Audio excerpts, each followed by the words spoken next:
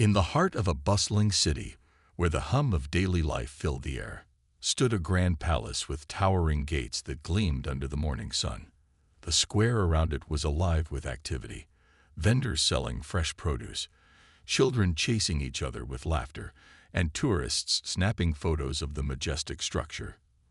But amidst this lively scene, one figure stood out. An elderly man named Thomas moved slowly through the crowd, his steps deliberate yet weighed down by something unseen. His clothes were simple, but his presence commanded attention. Thomas had lived a life far removed from the cheerful chaos of the square. He was once a soldier, a warrior who had faced the horrors of war head-on. Now, decades later, his body bore the marks of battles fought long ago. Scars on his hands, a slight limp in his walk, and eyes that seemed to carry entire lifetimes within them. Though he no longer wore a uniform, there was an unmistakable air of discipline about him. People glanced at him curiously as he made his way toward the palace gates, wondering what brought him here today. At the gates stood a young royal guard, dressed immaculately in his crisp red coat and polished boots. His posture was rigid, his gaze fixed straight ahead, as he fulfilled his duty of standing watch over the palace. To most passers-by, he was just another guard, a symbol of authority and tradition. But to Thomas, he represented something more. This young man was part of the system that protected the peace Thomas and his comrades had fought so hard to secure. As Thomas approached, the noise of the square seemed to fade into the background. For a moment, it felt as though time itself slowed down. The veteran stopped a few feet away from the guard, his weathered hands trembling slightly as he raised one to his forehead in a salute. It wasn't a casual gesture. It was steeped in respect, gratitude, and perhaps even nostalgia. His fingers touched his brow, holding the position for a heartbeat longer than usual. The movement was slow, almost ceremonial, as if every second carried meaning.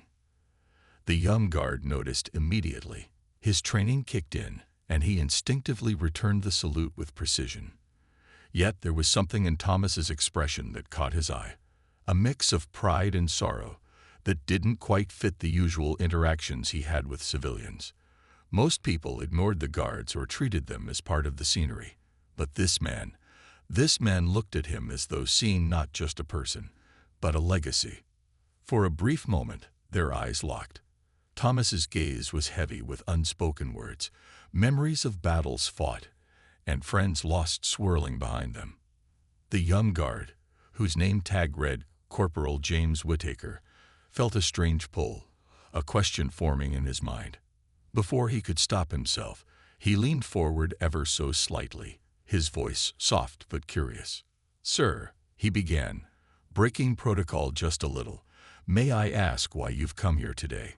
Thomas lowered his hand, his lips curling into a faint smile.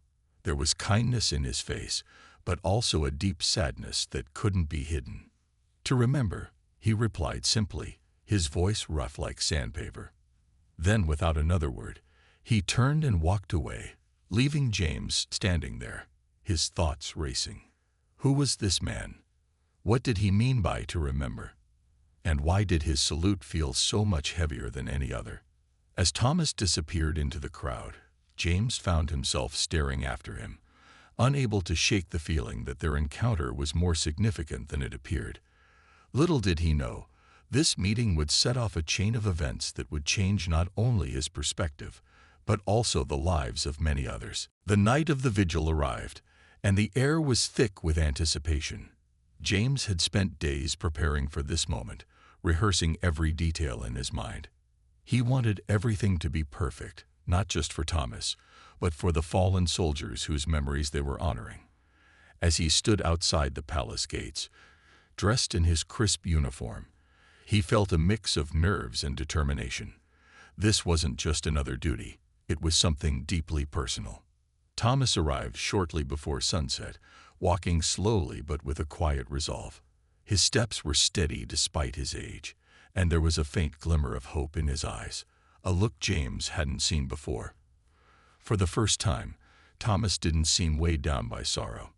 Instead, He carried himself with a sense of purpose, as though he knew he wasn't alone anymore. James greeted him warmly, offering a firm handshake that spoke volumes without words. As the sun dipped below the horizon, casting long shadows across the square, the other guards began to gather. Dozens of them lined up behind James and Thomas, each holding a lantern that bathed the area in a soft, golden glow. The sight was breathtaking. Rows of men and women standing shoulder to shoulder, united in remembrance. Passers-by stopped in their tracks, drawn by the solemn beauty of the scene. Some whispered among themselves, while others simply stood in silence, captivated. James turned to Thomas and nodded, signaling that it was time to begin. With a deep breath, Thomas stepped forward, his voice trembling slightly as he started reciting the names of his fallen comrades. Each name was spoken with care, as if saying it aloud brought the person back to life, even if only for a fleeting moment. James listened intently, feeling the weight of every syllable. These weren't just names, they were people who had dreams, families, and futures stolen from them too soon. When Thomas paused to catch his breath, James stepped in seamlessly, continuing where Thomas left off. The transition was smooth, almost instinctive, as though they had practiced it together for years. Their voices blended into one, creating a rhythm that echoed through the quiet square. The other guards joined in quietly, repeating the names under their breath, ensuring no soul was forgotten. The crowd grew larger as word spread about what was happening. Strangers lingered at the edges of the gathering, some bowing their heads in respect, others placing flowers or candles near the gates.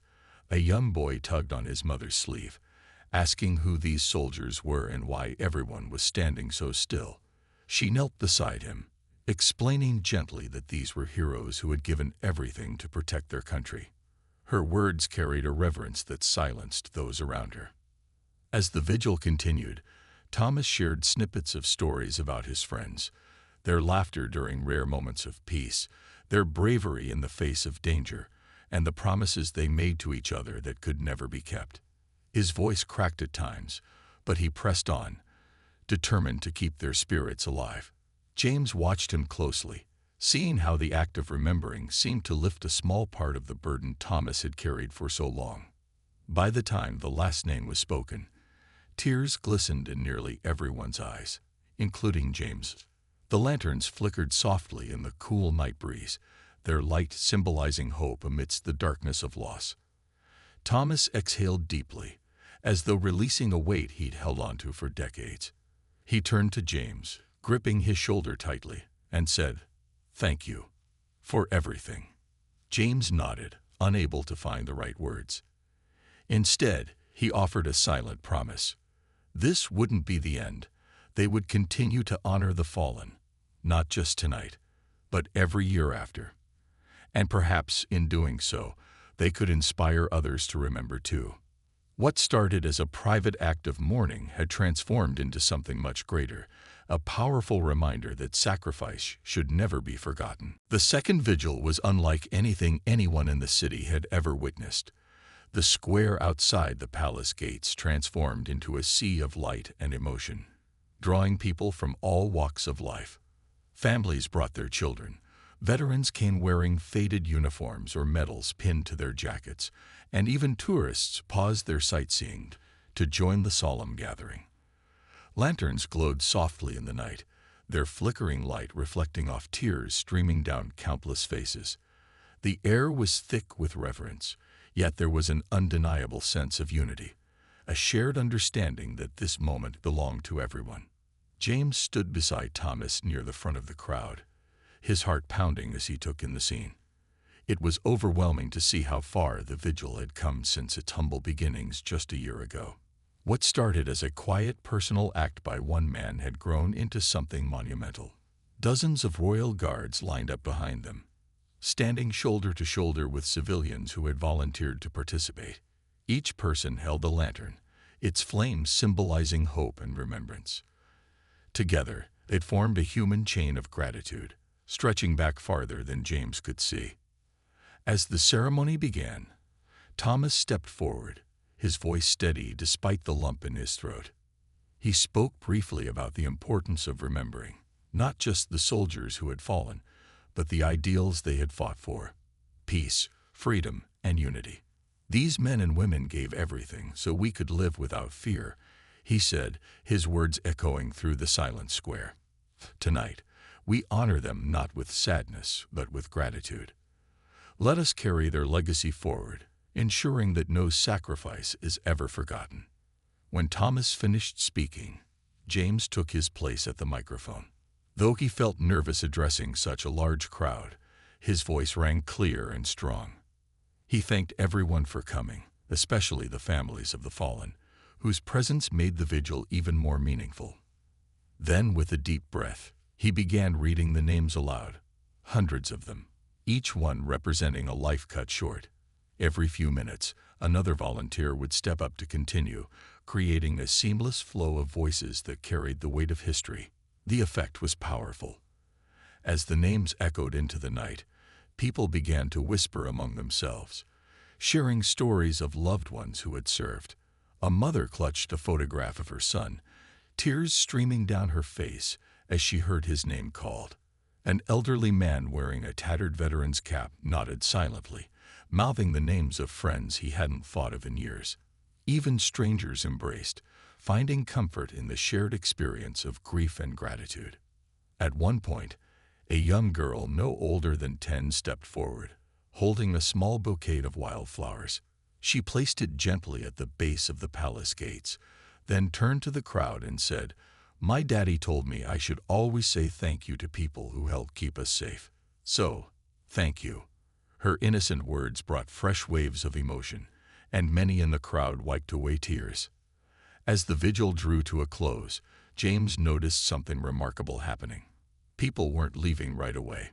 Instead, they lingered, lighting candles, tying ribbons to the gates, and writing messages on pieces of paper left at makeshift memorials.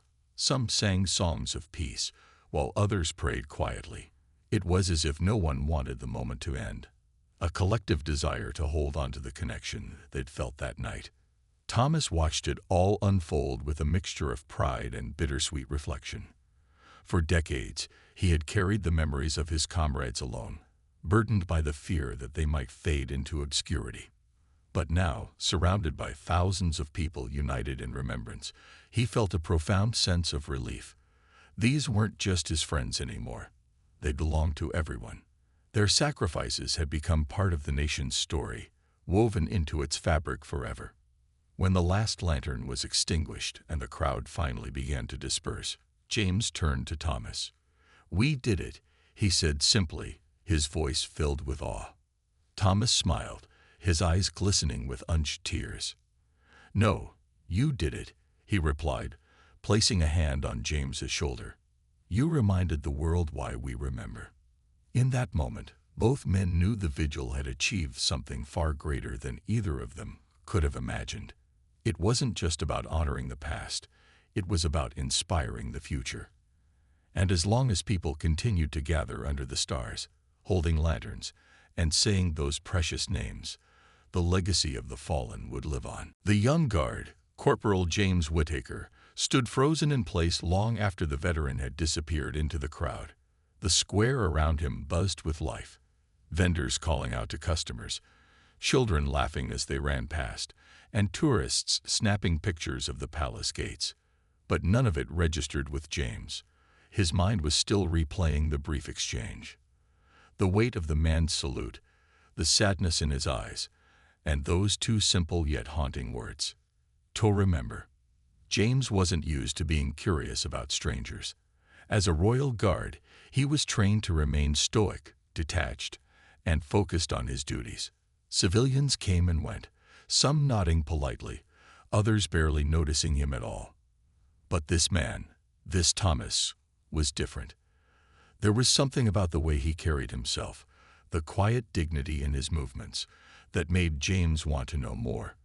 Who was he? What did he mean by to remember? And why had his salute felt so heavy? Later that evening, after his shift ended, James found himself unable to let go of the encounter. Back at the barracks, while his fellow guards joked and relaxed, He sat alone on his bunk, staring at the wall. Finally, he decided to act on his curiosity.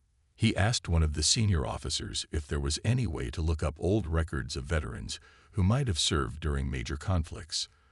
The officer raised an eyebrow, but pointed him toward the archives, a dusty room filled with forgotten files and faded photographs.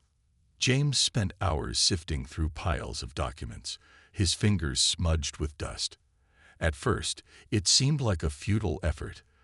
The files were disorganized, and many were brittle with age. But then, tucked away in a corner of the archive, he found what he was looking for, a folder labeled Thomas Grayson. Opening it, James discovered a trove of information about the man who had saluted him earlier that day. Thomas had been a decorated soldier, part of an elite unit that fought in one of the bloodiest wars in modern history. Medals lined his record, awards for bravery, leadership, and sacrifice.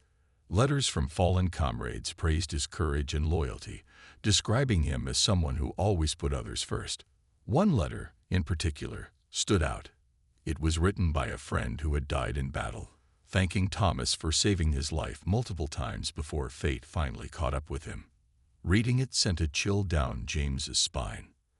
But what truly caught James's attention was a photograph tucked inside the folder. It showed a group of soldiers standing together, their faces tired but smiling after a rare victory. In the background loomed a familiar structure, the very palace where James now served. The realization hit him like a punch to the gut. Thomas had once defended this ground, risking everything to protect the same palace James now guarded. The next morning, James couldn't stop thinking about what he'd learned. Something about Thomas's story resonated deeply with him. Maybe it was the contrast between their lives. Young James, fresh-faced and eager, versus Thomas, worn down by years of service and loss. Or maybe it was the fact that, despite their differences, they shared a common thread. Both had chosen lives of duty and sacrifice. Determined to learn more, James decided to visit Thomas. Using the address listed in the file, he made his way to a modest home on the outskirts of town. When Thomas answered the door, he looked surprised but invited James in without hesitation. The house was small but tidy, with faded furniture and walls adorned with framed photos of soldiers. Over tea, James explained how their paths had crossed and shared what he'd uncovered in the archives. Thomas listened quietly, his expression unreadable. When James finished speaking, Thomas reached into a drawer and pulled out a folded piece of paper. Handing it to James, he said softly, "This is why I came to the palace." James unfolded the letter carefully. It was addressed to Thomas, written by the same friend mentioned in the archive. The words were heartfelt, filled with hope and gratitude. The friend wrote about wanting future generations to honor their sacrifices, not just with monuments or medals, but with actions that ensured no one else would suffer as they had. As James read aloud, his voice wavered. For the first time, he understood the depth of Thomas's pain and his purpose. By the end of the visit, James knew one thing for certain. This wasn't just a story about a war veteran and a young guard. It was a story about connection, legacy, and the unbreakable bond between those who serve. The vigil became more than just a single night of remembrance. It sparked something extraordinary in the days and weeks that followed. Word of the event spread like wildfire, not only through the city but across the entire nation. News outlets picked up the story, sharing images of the glowing lanterns and the rows of royal guards standing silently at attention. Social media buzzed with posts from witnesses who had been moved by the scene. People began to talk, not just about the vigil itself, but about the deeper meaning behind it. Who were these soldiers? What sacrifices had they made? And why had they been forgotten for so long? For Thomas, the attention was overwhelming. He hadn't expected, or sought, recognition. His intention had always been personal, a private way to honor his fallen comrades. But now, strangers approached him on the street, thanking him for his service and expressing gratitude for keeping their memories alive. Some shared their own stories of loss, while others simply offered hugs or kind words. At first, Thomas felt uncomfortable with the spotlight, but James encouraged him to embrace it. "This is your chance," James told him one evening, "to make sure no one forgets." Inspired by the public response, James decided to take things further. He proposed an idea to his commanding officer to turn the vigil into an annual tradition. To his surprise, the suggestion was met with overwhelming support. The palace administration agreed to host the event officially, providing resources to make it bigger and more impactful. They even invited veterans' families to participate, ensuring that those who had lost loved ones would have a place to grieve and celebrate. As plans for the next vigil took shape, James worked closely with Thomas to organize it. Together, they compiled a list of names, not just Thomas's unit, but all soldiers who had died in service over the years. They reached out to historians, military archives, and veteran organizations to ensure accuracy. It was painstaking work, but both men found solace in the process. For Thomas, it was a way to reconnect with the friends he'd lost. For James, it was a chance to learn more about the legacy he was helping to preserve. Meanwhile, the bond between James and Thomas grew stronger. Their weekly meetings became a ritual, filled with laughter, storytelling, and moments of quiet reflection. James marveled at how much he had learned from Thomas, not just about war, but about life. Thomas taught him patience, resilience, and the importance of cherishing every moment. In turn, James brought a sense of optimism and energy that reminded Thomas there was still beauty in the world, even after so much pain. One afternoon, as they sat together in Thomas's modest living room, James asked a question that had been weighing on his mind. "Do you ever regret it?" he said softly. "Signing up, I mean. Knowing everything you went through. Do you wish you'd done something else?" Thomas didn't answer right away. He leaned back in his chair, staring out the window at the clouds drifting lazily across the sky. Finally, he spoke. "There are days when I wonder what my life might have been like if I hadn't joined," he admitted. "But then I think about the people we saved, the lives we protected, and I know it was worth it. Sure, I lost a lot. Friends, peace of mind, pieces of myself. But I also gained something. Purpose, brotherhood, a reason to keep going, even when it hurts." His words stayed with James long after their conversation ended. They reminded him why he had chosen this path, to serve, to protect, to make a difference. And they gave him a new perspective on the weight of his uniform. It wasn't just fabric and buttons. It was a symbol of trust, responsibility, and sacrifice. As the date of the second vigil approached, anticipation built throughout the city. Volunteers poured in to help, from school children crafting paper lanterns to artists designing banners honoring the fallen. Even local businesses contributed, donating food, supplies, and funds to ensure the event ran smoothly. What had started as a quiet act of remembrance had blossomed into a community-wide effort, a testament to the power of shared humanity. On the evening of the vigil, thousands gathered outside the palace gates. Families held hands, veterans stood tall, and children listened wide-eyed as the names of heroes were read aloud. Lanterns stretched as far as the eye could see, their warm light illuminating faces young and old. As James stood beside Thomas, watching the crowd, he realized something profound. This wasn't just about remembering the past.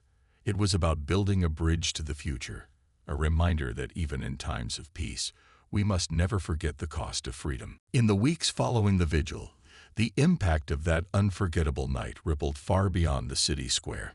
News of the event spread across the country, sparking conversations about sacrifice, memory, and the cost of peace.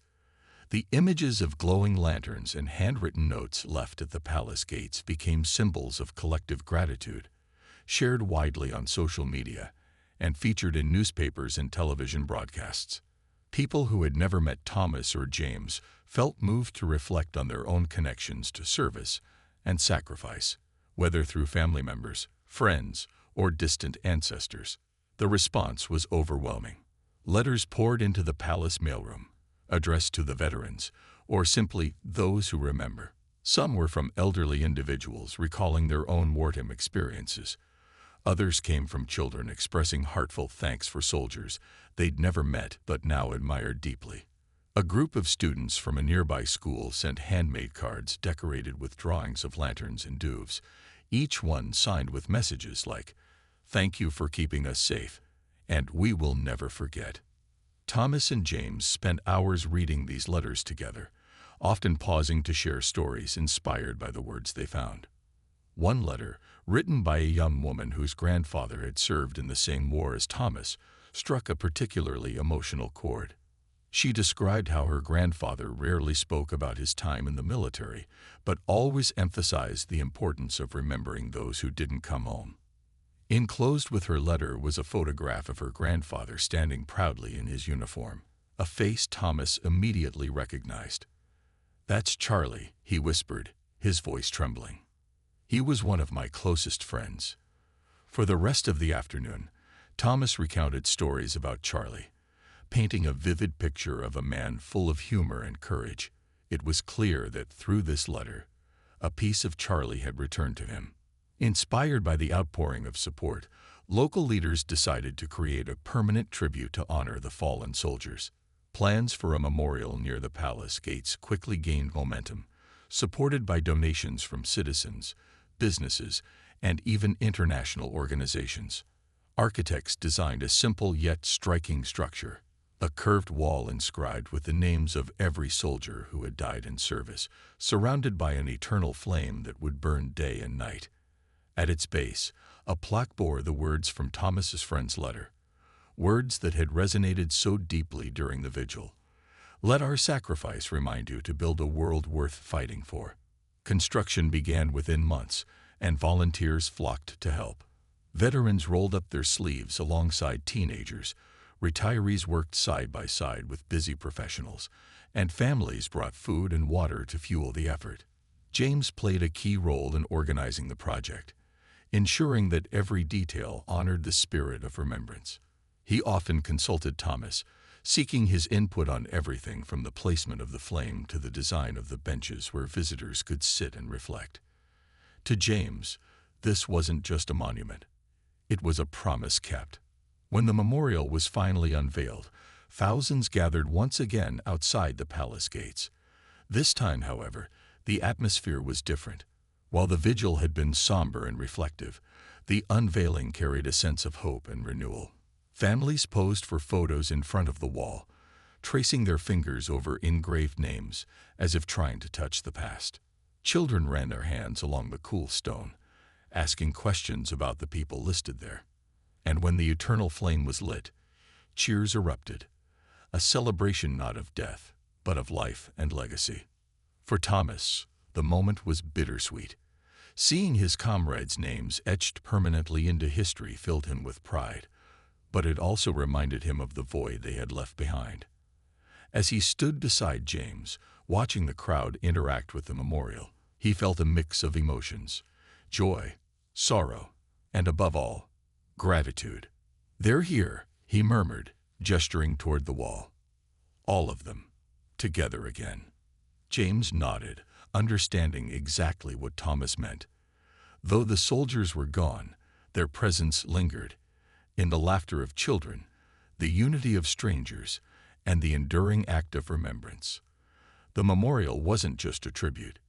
It was a bridge between generations, a reminder that the sacrifices of the past shaped the freedoms of the present. As the sun set and the crowd began to disperse, James turned to Thomas with a small smile. "This isn't the end," he said softly. "It's just the beginning." Thomas nodded, his eyes glistening with unshed tears. Together, they walked away from the memorial, knowing that their work had sparked something lasting, a legacy of gratitude that would shine brightly for years to. Years passed, and the memorial outside the palace gates became a cornerstone of the community, a place where people gathered not only to mourn, but also to celebrate life. Every anniversary of the vigil drew larger crowds, with visitors traveling from across the country to pay their respects. The eternal flame burned steadily, casting its warm glow over fresh flowers, handwritten notes, and small tokens left by those who wanted to honor the fallen. It was more than just stone and fire. It was a living testament to sacrifice, resilience, and unity. Thomas, now frail and in his late 80s, continued to visit the memorial regularly. He would sit on one of the benches for hours at a time, running his fingers over the engraved names and whispering stories about his comrades. To him, the wall wasn't cold or impersonal. It pulsed with life, echoing the laughter, courage, and camaraderie of those he had loved and lost. Though his body had grown weak, his spirit remained unbreakable. He often said that sitting there felt like being surrounded by old friends again, even if they were no longer physically present. James, too, made frequent visits to the memorial, though his role in life had evolved since those early days of organizing the vigil. Promoted to a senior position within the Royal Guard, he carried the lessons he learned from Thomas into every decision he made. His leadership style was shaped by the values he'd absorbed: empathy, humility, and an unwavering commitment to service. Under his guidance, new recruits learned not only how to protect, but also how to connect with the communities they served. James ensured that each generation of guards understood the history behind the memorial and the sacrifices it represented. One crisp autumn morning, as golden leaves swirled around the square, Thomas visited the memorial for what would be the last time. He arrived early, before the sun had fully risen, clutching a single red rose in his hand. With slow, deliberate steps, he approached the wall and placed the flower at its base.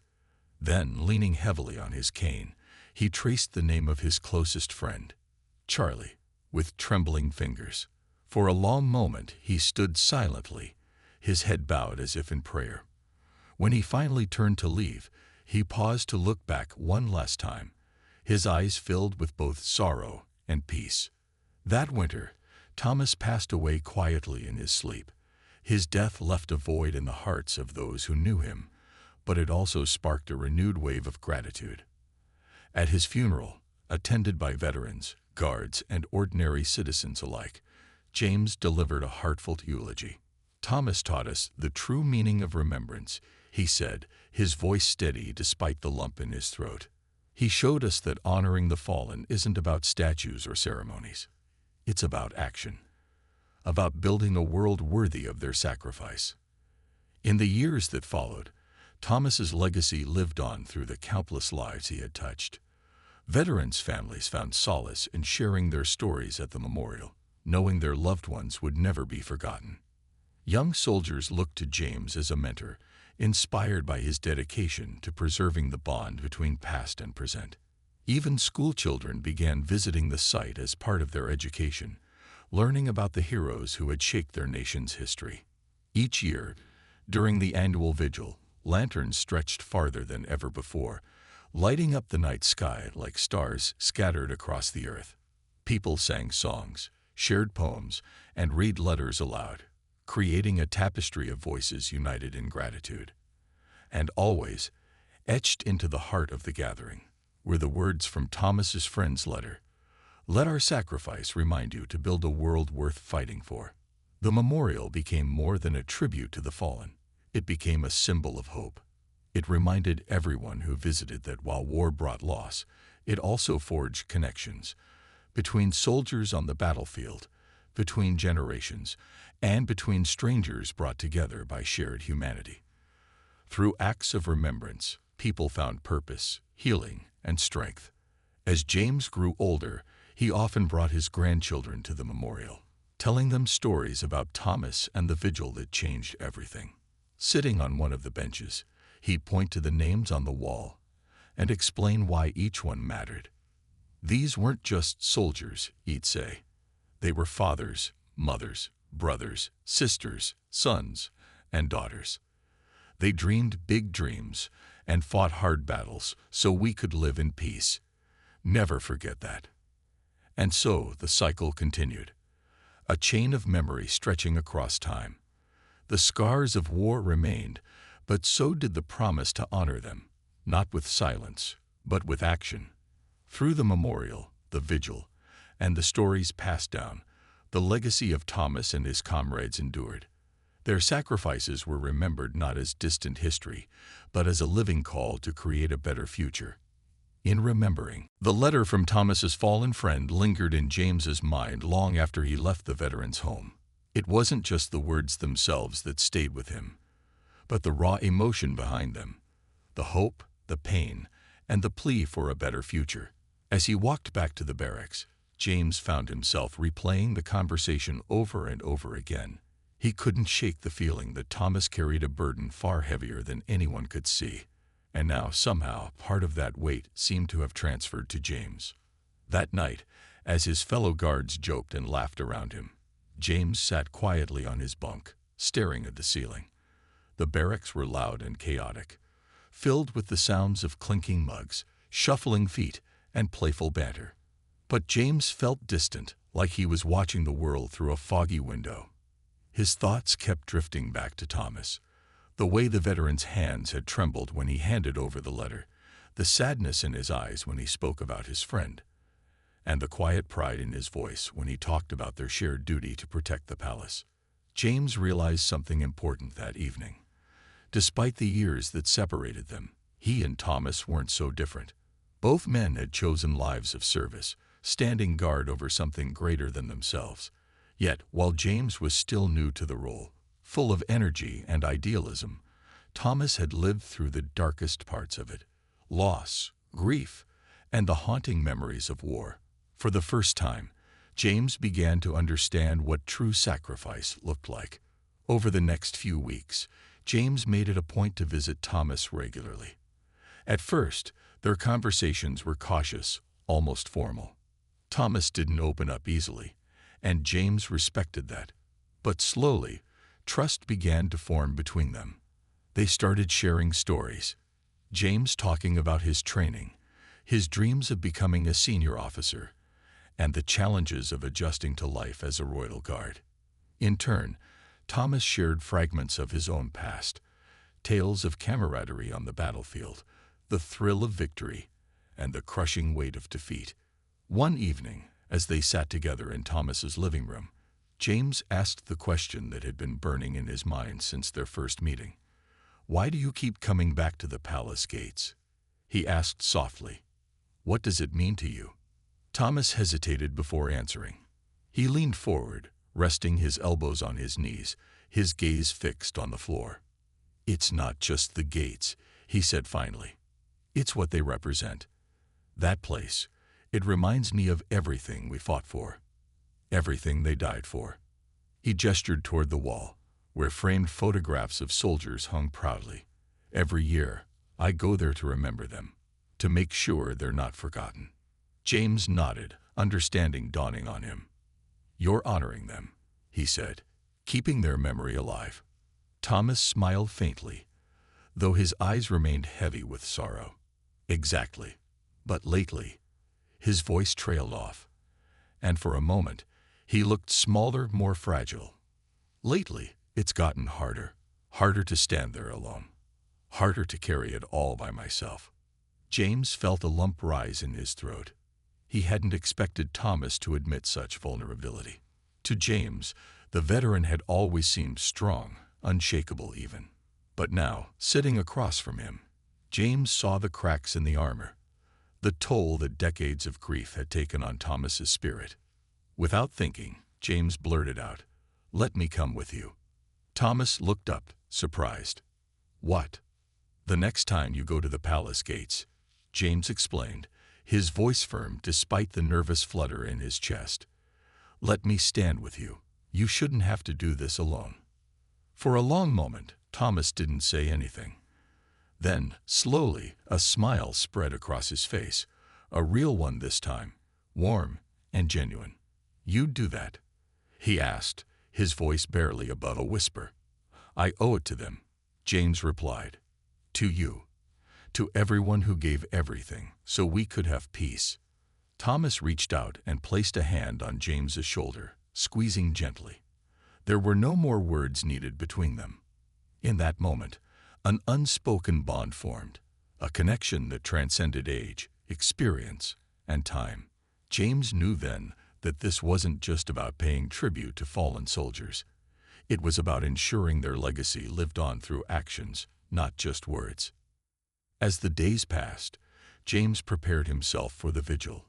He practiced standing at attention for hours, rehearsed the names of Thomas's fallen comrades until he could recite them without faltering, and even convinced a few of his fellow guards to join him.